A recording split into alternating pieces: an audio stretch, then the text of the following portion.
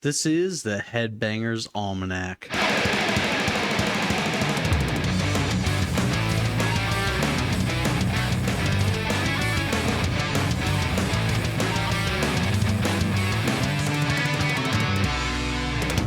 Welcome to the Headbanger's Almanac. My name is Will. It is my sworn duty as a metalhead to write album reviews, but I type 11 words per minute, so here we are. Delving into the metal archives, we find that, well, I made a huge mistake.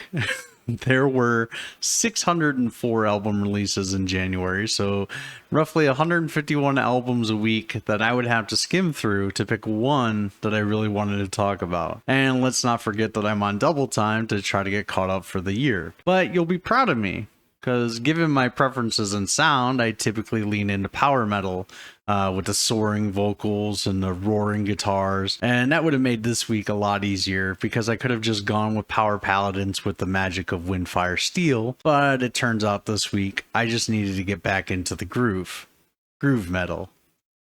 I'm sorry for that. This comes in the form of New Zealand's Leave the Dead with their debut, The Cicada King.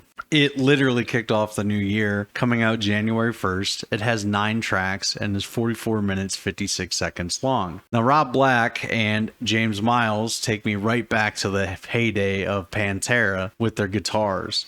And while Morg's Taimu, I'm sorry if I'm butchering your name, handles the bass and vocals, the bass doesn't get pushed to the forefront as it typically does with other genres, which I appreciate. And I certainly can't leave out Colin Rennie, as his drums are more than adequate to keep us on pace throughout the album. Now, while the release singles are seated in the middle of the album, the 3 front tracks open really strong, like really fucking strong.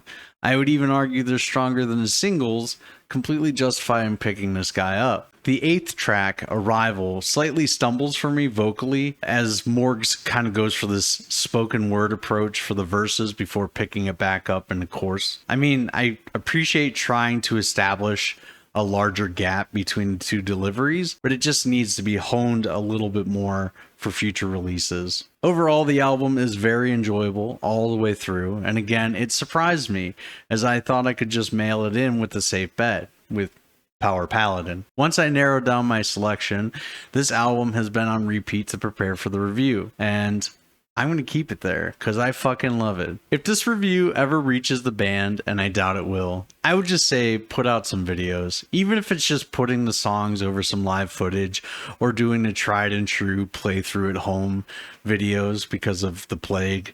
We fucking need it, as this is some solid shit. I only docked this album a half point, and mostly because of the vocals and Arrival. With some quick trunking maths, I still put this at 4.72 pentagrams, a really solid album. Find a link to the band's Bandcamp in the description below. Like, comment, and subscribe, and all that happy shit.